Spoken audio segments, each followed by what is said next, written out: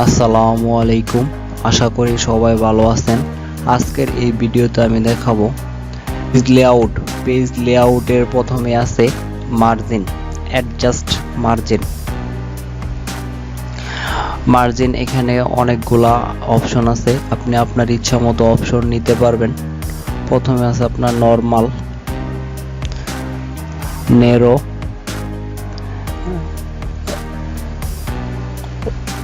Office 2003 default. এখানে আপনি ইচ্ছা মতো নিতে পারেন। আমি এখানে আপাতত নরমাল মার্জিন নিলাম। তারপর আপনি এখান থেকে আপনার ইচ্ছা মতো মার্জিন নিতে পারবেন। এখানে কাস্টম মার্জিনে ক্লিক করে আপনার ইচ্ছা মতো আপনি মার্জিন কাস্টম করতে পারবেন। এখানে দেখেন যে টপে কতটুকু নেবেন, তারপর লেফটে কতটুকু নেবেন, তারপর বটমে কতটুকু নেবেন, রাইটে কতটুকু নেবেন, আপনি আপনার ইচ্ছা মতো এটা নিতে পারবেন।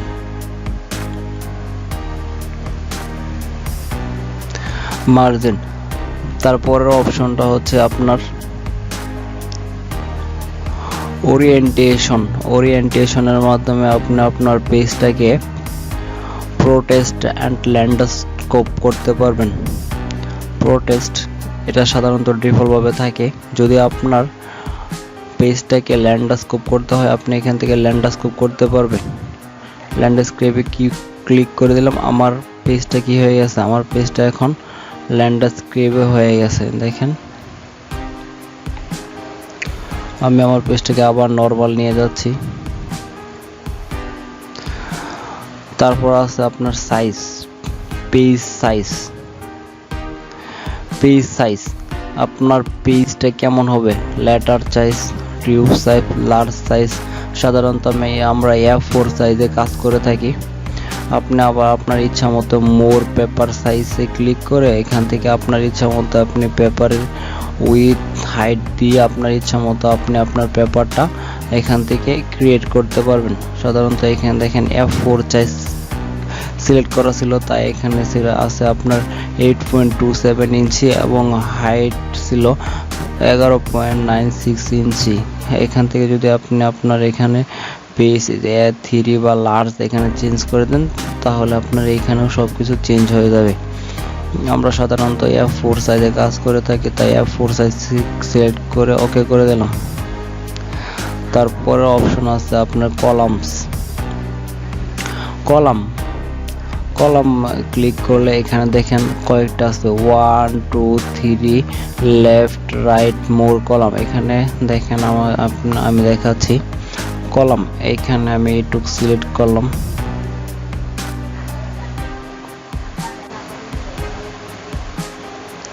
এখানে সিলেক্ট করলাম। এখানে আমার তো একটা কলাম আছে, আমি এখান থেকে তারপর কলামে এটাকে 2 কলাম করে দিলাম। 2 কলাম করে দিলে দেখেন এটা আমার 2 ভাবে বিভক্ত হয়ে যাবে। 2 কলাম হয়ে গেছে। এখানে একটা কলাম, এখানে একটি কলাম, 2টা কলাম হয়ে গেছে। এখন যদি আমি এটাকে আবার সিলেক্ট করি,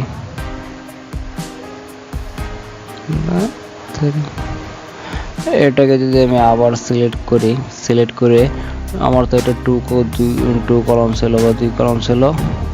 এখন আমি এটাকে 3 কলাম করে দেই। 3 কলাম দেখেন, এটা আমার 3 কলাম করার সাথে সাথে 3টা খণ্ডে বিভক্ত হয়ে গেছে, মানে কি এখানে 3টা কলাম হয়ে গেছে। আবার সিলেক্ট করা ছিল। এখন দেখেন এই যে, তারপর আছে লেফটে এদিকে অল্প একটু থাকবে, রাইটে বেশি থাকবে, দিয়ে দিলাম। এখানে এরকম হয়ে গেছে। আবার যদি আমি এটা উল্টা করে রাইট দেই, তাহলে এরকম বিপরীত হয়ে যাবে।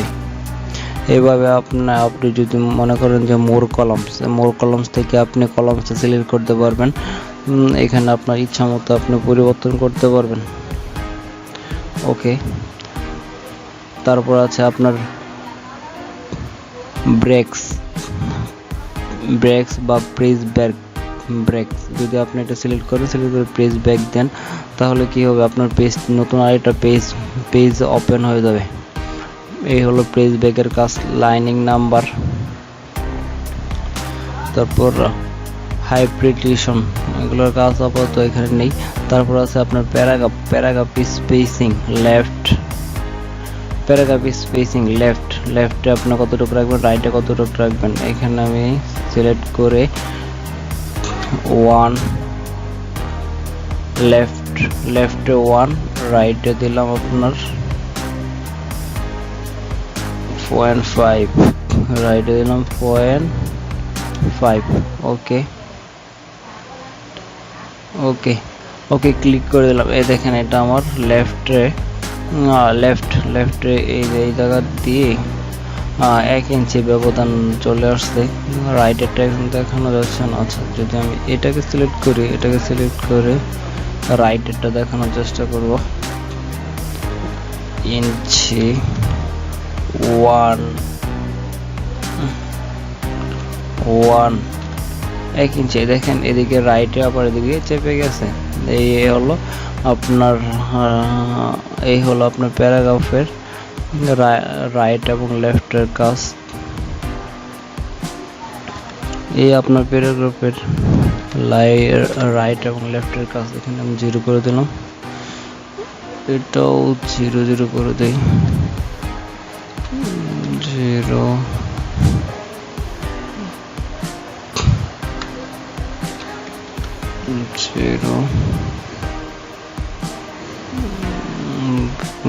কলম।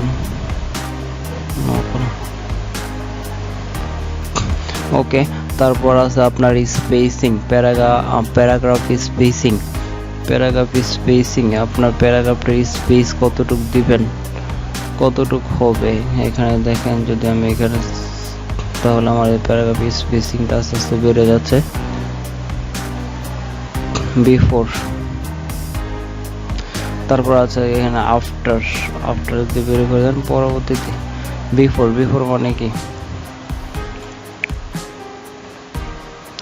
প্যারাগ্রাফ স্পেসিং এ ক্লিক করলাম। আচ্ছা, আমি মিডল, এটা প্যারাগ্রাফ স্পেসিং এ বিফোর আগে মানে উপরের অংশটি যদি স্পেসিং বাড়িয়ে দেয় দেখেন, তাহলে আমার স্পেসিংটা আস্তে আস্তে বাড়তেছে। হ্যাঁ, তারপর আবার ঠিক আফটার পরবর্তী নিচে যদি আমি স্পেসিং বাড়াই, তাহলে নিচের স্পেসটা বেড়ে যাচ্ছে। এটা হলো প্যারাগ্রাফ স্পেসিং এর কাজ। এখানে আবার বিস্তারিত আছে। এখানে ইন্ডেক্স অ্যান্ড স্পেসিং, এখানে আগের যে অপশনগুলো দেখানো আছে সবগুলো আছে, যে বিফোর, আফটার, তারপর লাইনিং, পেজিং। আপনার ইচ্ছা মতো আপনি এখান থেকে আপনি পরিবর্তন করতে পারবেন। তারপর এখানে দুটি অপশন,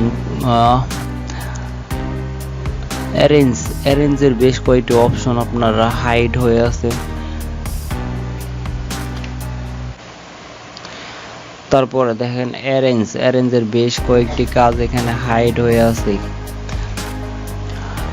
এখানে এগুলো হাইড অবস্থায় থাকবে। এখন যদি আমি আমার এখানে যদি কোনো শেপ বা পিকচার নিয়ে আসি, তাহলে দেখবেন এগুলো আস্তে আস্তে হাইড থেকে ডিহাইড হয়ে যাবে। তাই আমি এখানে আমার কোনো পিকচার বা শেপ নিয়ে আসবো। এন্টার। আমি এখানে একটি ছবি এবং দুইটি শেপ ইনপুট করেছি। দেখেন যখন আমি ছবির উপরে ক্লিক করলাম, ছবির উপরে ক্লিক করার পর আমার এখানে অ্যারেঞ্জে এর বেশ কয়েকটি অপশন খুলে গেল। আবার যদি আমি শেপের উপরে ক্লিক করি, যখন আমি শেপের উপর ক্লিক করব, দেখেন তখন আমার এই প্রত্যেকটা অপশন ব্ল্যাক হয়ে গেছে। আমি এটার উপরে কাজ করতে পারছি। আচ্ছা, প্রথমে আমি ছবির কাজটা দেখাই। এখানে আমি পিকচারের উপর যখন ক্লিক করলাম, তখন এখানে দেখেন অপশনস, পজিশন। এখানে যখন আমি পিকচারের উপর ক্লিক করলাম, তখন দেখেন পজিশন নামে একটি অপশন আছে, এটা ব্ল্যাক হয়ে গেছে। তার মানে এখানে কিছু করতে পারবো। এখন এখানে পজিশন অবজেক্টে ক্লিক করলে এখানে আপনার অবজেক্টের পজিশন মানে হচ্ছে আপনি ছবিটা এখানে ইনপুট করেছেন, এটা কোথায় আসবে। যদি এট ফার্স্ট কর্নারে দেন এখানে হবে, যদি মিডিলে দেন এখানে হবে, এক সাইডে দিলে বা এট মিডিল যদি এখানে দেন এখানে হবে। আপনার ইচ্ছা মতো দিতে পারেন। আমি যদি এখানে এট ফার্স্টে ক্লিক করি, তাহলে দেখেন আমার এটা অবজেক্টটা একদম সামনে চলে গেল। আমি চাচ্ছিলাম আমারটা যেখানে ছিল সেখানে থাক, তার জন্য আমি এখানে ক্লিক করলাম, এখানে চলে আসছে। তারপর হচ্ছে আপনার ওয়ার্প টেক্সট ক্লিক করলে দেখেন স্কোয়ার রাইট টু। আচ্ছা, এখানে যদি আমি স্কোয়ারে ক্লিক করি তাহলে এটা স্কোয়ার আছে, বা এটা হচ্ছে ওয়ার্প টেক্সট, মানে কি টেক্সটটাকে আপনি আপনার ইচ্ছা মতো ঘোরাতে পারবেন বা পরিবর্তন করতে পারবেন, যেদিকে ইচ্ছা সেদিকে মুভ করতে পারবেন। রাইট, এই ওয়ার্প টেক্সটের কাজ।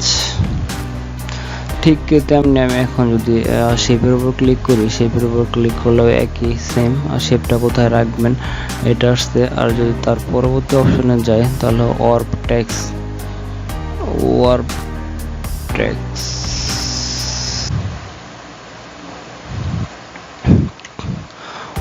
টেক্সট, তারপর হচ্ছে আপনার অ্যারেঞ্জের মধ্যে বন্ডিং ফরওয়ার্ড। এখন দেখাবো বন্ডিং ফরওয়ার্ডের কাজ। আমি এখানে দুইটা শেপ নিয়েছি, এটা আমার ফার্স্ট লেয়ার, এটা সেকেন্ড লেয়ার। এখন দেখেন এটা ফার্স্ট লেয়ার, এখানে এই যে আপনার হালকা হলুদ কালার যেটা, এটা হলো ফার্স্ট লেয়ার আর এটা হলো সেকেন্ড লেয়ার।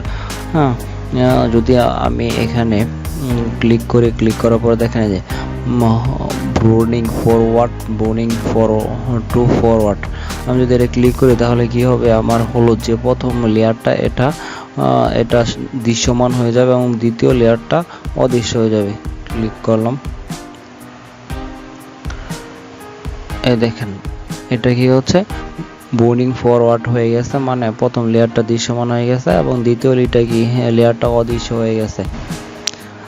আচ্ছা, বন্ডিং ফরওয়ার্ডের পরে সেকেন্ড সেন্ড ব্যাকওয়ার্ডে দেখেন হলুদটা অদৃশ্য ব্ল্যাঙ্ক, দ্বিতীয় লেয়ারটা দৃশ্যমান।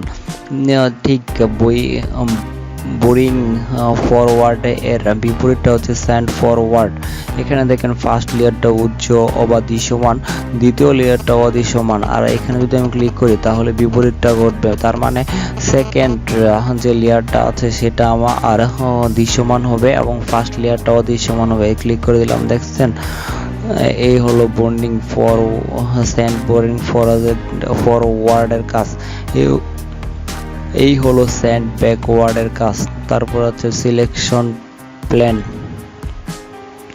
এখানে দেখেন যে right arrow two frame 1 picture 3, এখানে আমি যেগুলো নিয়েছি এখানে দৃশ্যমান হয়েছে। আমি যদি এটা অদৃশ্য করে দিই তাহলে এটা দেখা যাবে না।